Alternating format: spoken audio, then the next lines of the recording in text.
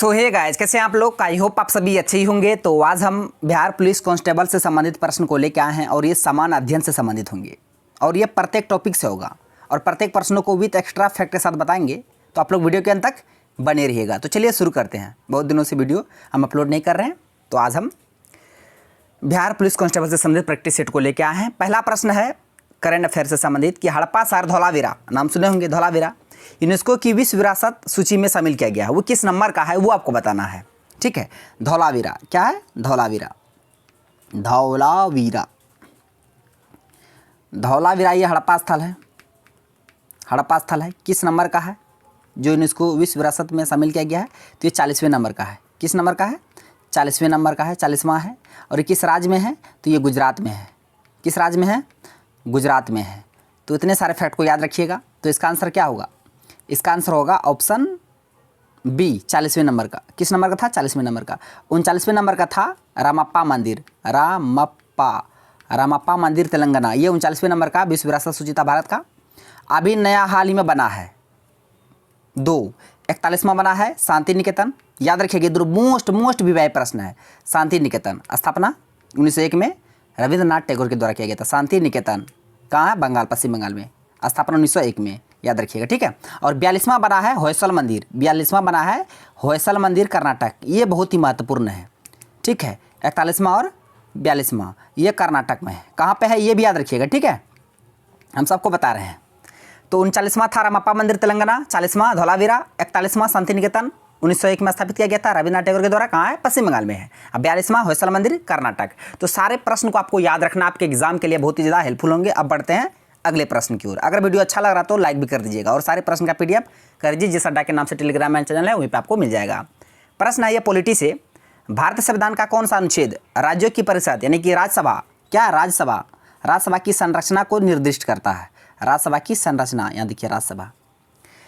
अनुच्छेद 76, अनुच्छेद 79, अनुच्छेद 80, अनुच्छेद 81, चारों अनुच्छेद के बारे में बताएंगे। सिर्फ आप लोग ध्यान से देखिए। अनुच्छेद 76 में महान्यायवादी, अटॉर्नी जनरल, महान्यायवादी भारत सरकार का सबसे बड़ा वकील होता है। भारत सरकार का सबसे बड़ा वकील महान्यायवादी, राज्य सरकार का महाधिवक्ता। अनुच्छेद 76 अभी कौन है? आर वेंकट रमनी अभी है भारत का महान्यायवादी, अटॉर्नी जनरल, याद रखिएगा। अनुच्छेद 79 में है सांसद। अनुच्छेद 79 में क्या है? सांसद। अनुच्छेद 80 में है राज्यसभा। अनुच्छेद 80 में क्या है? राज्यसभा। और अनुच्छेद 81 में है लोकसभा। अनुच्छेद 81 में है लोकसभा की चर्चा। तो हम चारों अनुच्छेद को बहुत ही डिटेल से बताया, आप सभी को याद रखिएगा। यहाँ प्रश्न पूछा गया था राज्यसभा, तो आप बताइए आपका आंसर क्या होगा? तो राज्यसभा अनुच्छेद 80, इसका आंसर ऑप्शन सी हो जाएगा। बाकी चारों अनुच्छेद को याद रखिएगा। आर्टिकल 76 महान्यायवादी, अटॉर्नी जनरल अभी कौन है? आर वेंकट रमनी। कौन है? आर वेंकट रमनी। और अनुच्छेद 79 में संसद है, 80 में राज्यसभा है, 81 में लोकसभा है। इसको कैसे याद रखिएगा? ट्रिक से आप इसे याद रखिएगा। ट्रिक है सरल या सरला, जो आपको अच्छा लगता है। सरले याद रखिए, सरल या सरला। स से संसद, र से राज्यसभा, मज़ा आ जाएगा। सिर्फ आप लोग वीडियो के अंत तक बने रहिएगा। ल से लोकसभा, बहुत कुछ सीखने को भी मिलेगा ना।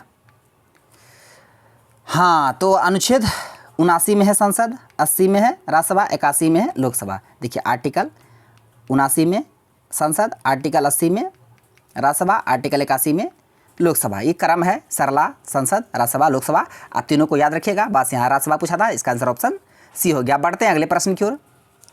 प्रश्न है विश्व के सर्वाधिक आपराधिक देशों यानी कि मोस्ट क्रिमिनल कंट्रीज की 2023 श्रेणी में भारत किस स्थान पर है? ये आपको बताना, भारत का स्थान बताना है। तो 126वां पीस इंडेक्स, शांति सूचकांक में भारत का स्थान, शांति सूचकांक में भारत का स्थान कितना है? भारत का स्थान 126वां शांति सूचकांक। पीस इंडेक्स शांति सूचकांक भारत का स्थान 126वां है। चारों याद रखिएगा, चारों मोस्ट विवाही है। 107वां भूखमरी सूचकांक 2023 भारत का रैंक, भूखमरी सूचकांक 2023 भारत का रैंक 107वां। और 161वां प्रेस सूचकांक, विश्व प्रेस सूचकांक में भारत का स्थान 161वां है। याद रखिएगा, ये 2023 का डाटा बता रहे हैं, है ना, नया डाटा है। 126वां शांति सूचकांक, 161वां प्रेस सूचकांक, एक भूखमरी सूचकांक 107। तो इसका आंसर हो जाएगा ऑप्शन बी, 77वां सूचकांक है आपराधिक क्रिमिनल कंट्रीज की श्रेणी में भारत का स्थान 77वां है। याद रखिएगा। नेक्स्ट है लक्ष्य सेन और किदाम्बी श्रीकांत, दोनों नाम बहुत ही महत्वपूर्ण है। लक्ष्य सेन और किदाम्बी श्रीकांत, लिख देते हैं लक्ष्य सेन, किदाम्बी श्रीकांत, किदाम्बी श्रीकांत, पीवी सिंधु, पीवी सिंधु और साइना नेहवाल, ये सभी का संबंध किस खेल से है? ये सभी खिलाड़ी है, खिलाड़ी से प्रश्न पूछेगा तो ये सभी खिलाड़ी का संबंध है बैडमिंटन से। किससे है? बैडमिंटन, याद रखिएगा। और एक बहुत ही महत्वपूर्ण सब नाम है, हम सबको लिखा देते हैं। एक है महेश भूपति, प्रश्न पूछता है सब, महेश भूपति, लिएंडर पेस, महेश भूपति, रोहन बोपन्ना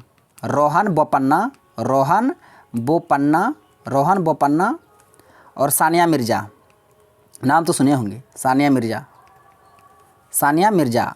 तो महेश भूपति, लिएंडर पेस, रोहन बोपन्ना, सानिया मिर्ज़ा, चारों का संबंध किससे है? टेनिस से। किससे है? टेनिस से। सब नाम याद रखिएगा, बहुत ही महत्वपूर्ण है, इसलिए हम आपको लिखा रहे हैं। टेनिस का, बैडमिंटन का, दोनों का नाम लिखा दिए। अब प्रश्न में आइए, प्रश्न में इसका आंसर क्या होगा? इसका आंसर ऑप्शन डी हो जाएगा। बैडमिंटन से संबंधित है लक्ष्य सेन, किदाम्बी श्रीकांत, याद रखिए। शतरंज से संबंधित, शतरंज विश्वनाथ आनंद, नाम सुने होंगे, इसका संबंध शतरंज से है। उसके बाद और एक अभी हाल फिलहाल में FIDE वर्ल्ड कप में सिल्वर मेडल जीता है, मैग्नस कार्लसन को हराकर, नॉर्वे का महान खिलाड़ी, उसको हराकर ये सेकंड स्थान पे है। आर प्रज्ञानंद, इसको याद रखिएगा, आर प्रज्ञानंद, ठीक है। और फुटबॉल में अभी फुटबॉल टीम का, भारतीय फुटबॉल टीम का कप्तान कौन है? सुनील छेत्री। कौन है? सुनील छेत्री। जितना एक्स्ट्रा फैक्ट लिखा रहे हैं आप सबको याद रखिएगा, ठीक है। हम पहले ही बता दिए, प्रत्येक प्रश्न को फोड़ फाड़ के बताएंगे। इसका आंसर ऑप्शन डी हो गया। बढ़ते हैं अगले प्रश्न को। टेनिस से संबंधित खिलाड़ी को बता दिए, आप याद रखिएगा। अगर फास्ट लग रहा तो बोल दीजिए कमेंट करके, सर आप फास्ट पढ़ा रहे हैं। अगर नहीं तो कोई बात नहीं, आजकल स्लो बहुत कम इधर से देखता है, सब 2K 3K में देखता है, इसलिए हम खुद बोलते हैं 2K 3K में, तो आपको स्पीड करने की जरूरत नहीं होगा। प्रश्न है, सर्वोच्च न्यायालय सुप्रीम कोर्ट के एक न्यायाधीश द्वारा त्यागपत्र ... को दिया जाता है। सुप्रीम कोर्ट का कोई भी न्यायाधीश हो, उसे त्यागपत्र देना है, तो किसको देगा त्यागपत्र, वो आपको बताना है। ऑप्शन में दे रखा भारत के मुख्य न्यायाधीश अभी कौन है? भारत के मुख्य न्यायाधीश अभी कौन है? DY Chandrachud, Dhananjay Yashwant Chandrachud, DY Chandrachud. इसका पूरा नाम याद रखिएगा, पूरा नाम पूछा, चंद्रचूड़। किस नंबर का है ये? 50वें नंबर का है। किस नंबर का है? 50वें नंबर का है, DY Chandrachud, chief justice of India. या प्रधानमंत्री मोदी हैं, मोदी जी। राष्ट्रपति द्रौपदी मुर्मू। सर्वोच्च न्यायालय के वरिष्ठतम न्यायाधीश, तो सर्वोच्च न्यायालय के एक न्यायाधीश किसको अपना त्यागपत्र देगा? तो याद रखिएगा, सर्वोच्च न्यायालय के जो न्यायाधीश होते हैं उसको, उसकी नियुक्ति कौन करता है? राष्ट्रपति। तो राष्ट्रपति को ही अपना त्यागपत्र देगा ना, इसका आंसर ऑप्शन सी हो जाएगा, ठीक है। प्रश्न, निम्न में से किस राज्य में मालवा पठार में महू के निकट चंबल नदी का उद्गम स्थान है? महू, मध्य प्रदेश के महू में जन्म हुआ था किसका? डॉक्टर भीमराव अम्बेडकर, भीमराव अम्बेडकर जी का, डॉक्टर भीमराव अम्बेडकर जी का जन्म, अम्बेडकर, मध्य प्रदेश के महू में हुआ था, याद रखिएगा, 14 अप्रैल। तो महू किस राज्य में होगा? राजस्थान नहीं, बिहार नहीं, उत्तर प्रदेश नहीं, इसका आंसर ऑप्शन सी हो जाएगा, मध्य प्रदेश। आसान था ये प्रश्न है, भारत में लोकसभा के सदस्य के रूप में निर्वाचित होने के लिए न्यूनतम आयु की आवश्यकता कितनी है? लोकसभा में अगर सदस्य बनना आपको तो मतलब न्यूनतम आयु 25 वर्ष होगा, तब वो लोकसभा का सदस्य बन सकता है। और राज्यसभा का सदस्य बनना है तो 30 साल। राज्यसभा में सदस्य बनना है तो न्यूनतम आयु 30 वर्ष। राज्यसभा में सदस्य बनना है तो न्यूनतम आयु 30 साल होना चाहिए, ठीक है। और पंचायत चुनाव लड़ना है तो पंचायत चुनाव तो आपका उम्र मिनिमम न्यूनतम 21 वर्ष होना चाहिए। और 35 राष्ट्रपति उपराष्ट्रपति बनने के लिए न्यूनतम आयु 35 वर्ष, याद रखिएगा, ठीक है। तो चारों को याद रखिएगा।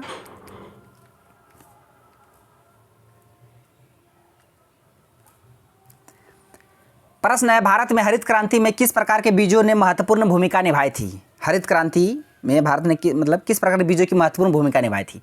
भारत में हरित क्रांति की शुरुआत 1966-67 में डॉक्टर MS स्वामीनाथन, भारत में हरित क्रांति का जनक कहा जाता है, डॉक्टर MS स्वामीनाथन, भारत में हरित क्रांति का जनक। तो कम उपज वाली किस्मों के बीज ने, उच्च उपज वाली किस्मों के बीज ने, पोषण वाला तो होगा नहीं, पोषण नहीं है, हमको उपज वाला चाहिए। कम वाला नहीं था, उच्च वाला था, कम वाला नहीं था, इसका आंसर ऑप्शन बी हो जाएगा, ठीक है। तो हरित क्रांति भारत में उच्च उपज वाली किस्मों के बीजों का प्रयोग किया था, है ना, याद रखिएगा, उच्च किस्म हो जाएगा, मतलब उच्च उपज वाला।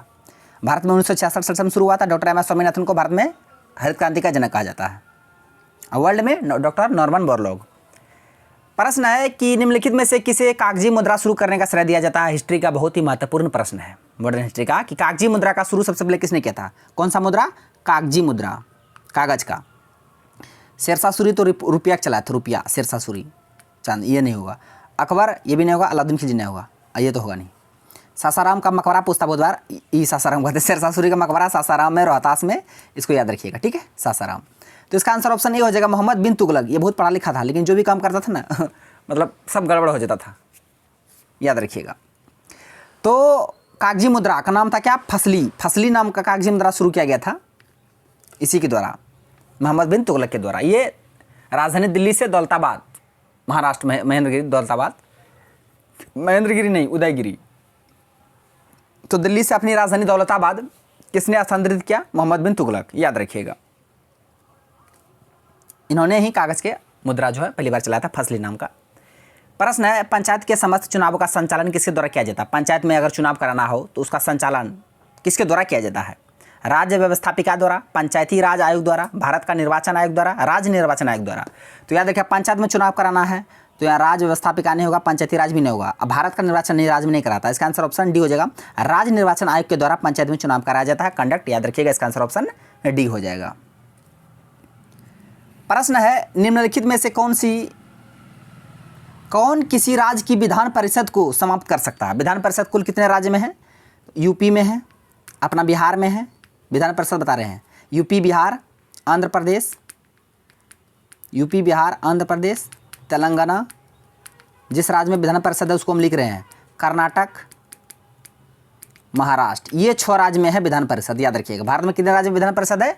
6 राज्य में, यूपी, बिहार, आंध्र प्रदेश, तेलंगाना, कर्नाटक, महाराष्ट्र। यूपी, बिहार, आंध्र प्रदेश, तेलंगाना, कर्नाटक, महाराष्ट्र। और इसको खत्म कर सकता है कौन करेगा? राज्यसभा नहीं, राज्यपाल नहीं, अध्यक्ष नहीं, इसका आंसर ऑप्शन बी, संसद कर सकता है विधान परिषद को खत्म, समाप्त। इसका आंसर ऑप्शन बी हो जाएगा। कितने राज्य में है विधान परिषद? यूपी, बिहार, आंध्र प्रदेश, तेलंगाना, कर्नाटक, महाराष्ट्र। 6 राज्य का नाम आप याद रखिएगा, यहाँ से प्रश्न पूछे जाते हैं। ये आज का लास्ट प्रश्न है कि गांधी महाराज की जय का नारा किसने दिया था? किसानों ने, नील की खेती करने वाले मजदूरों ने, मिल मजदूरों ने, चाय बागान मजदूरों ने।